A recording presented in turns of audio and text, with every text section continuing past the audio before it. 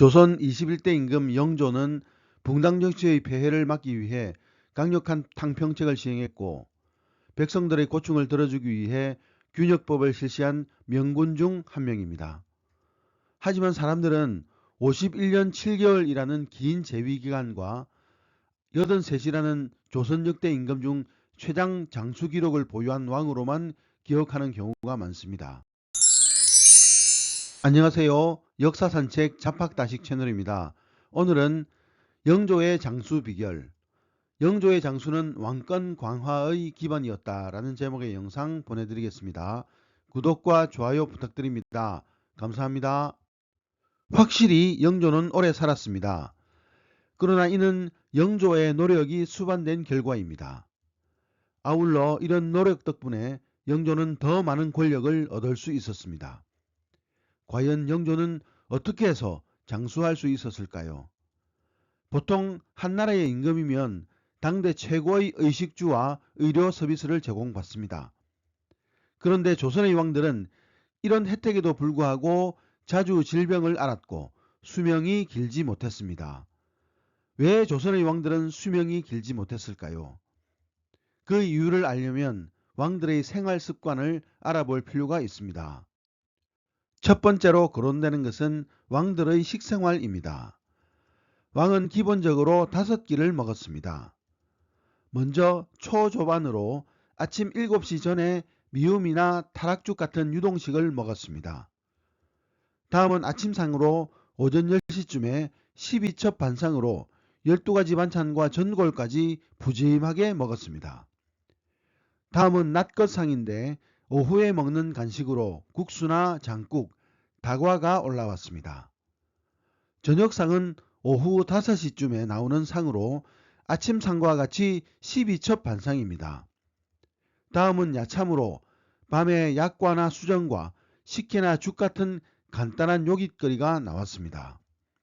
한마디로 영양과잉이었습니다. 둘째는 운동 부족입니다. 조선 초기의 왕들은 사냥이나 격구 등 야외 활동량이 많았습니다. 그러나 후기로 갈수록 야외 활동이 줄어드는데 이는 조선의 정치 상황 때문이었습니다. 신하의 힘이 왕권을 위협하는 상황에 이르게 되자 왕의 행보가 그만큼 위축된 것입니다.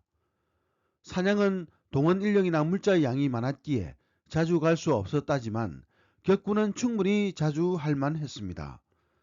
하지만 주자학의 이념에 어긋난다는 이유로 배척되었습니다. 이렇게 활동할 수 있는 공간이 축소된 상황에서 임금의 생활이란 완전 자동화의 삶이었습니다. 몇 발 걸을 낮추면 임금의 가마인 연에 올라탔고 발을 씻어주는 궁녀가 나타나니 허리를 굽힐 일도 드물었습니다. 용량은 과잉인데 운동량은 절대 부족 상태였습니다. 셋째는 지나치게 여색을 탐했다는 것입니다.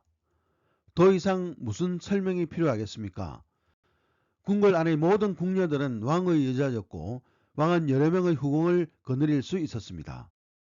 넷째는 지나친 스트레스입니다.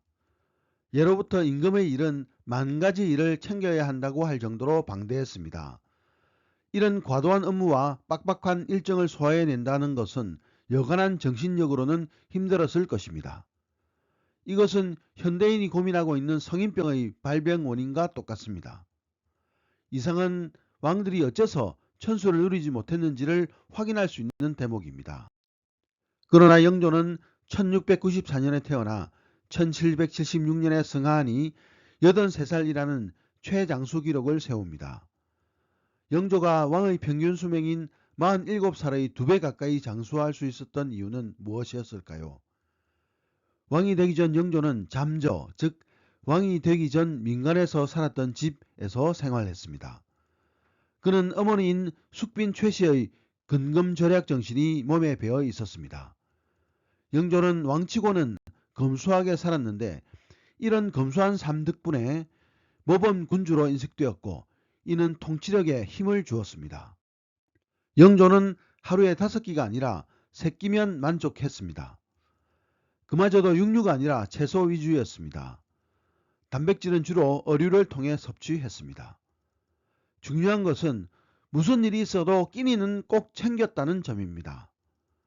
또 식사 시간도 규칙적이었는데 신하들과 회의나 토론을 하던 중이라도 중단하고 식사를 했다고 합니다. 또한 영조는 여자를 많이 밝히지 않았습니다. 51년 7개월이라는 어마어마한 재위 기간 동안 중전 2명에 후궁 4명을 두었을 뿐입니다. 태종은 재위 17년 10개월 동안 12명의 아내를 두었으니 1년 반에 1명씩 세 여자를 들였습니다. 성종은 이늘에 1명, 중종도 3년에 1명꼴로 세 여자를 들였습니다. 술을 멀리한 것도 장수 비결이었습니다. 영조는 심지어 조선에서 술을 없애겠다고 금주령을 내렸습니다.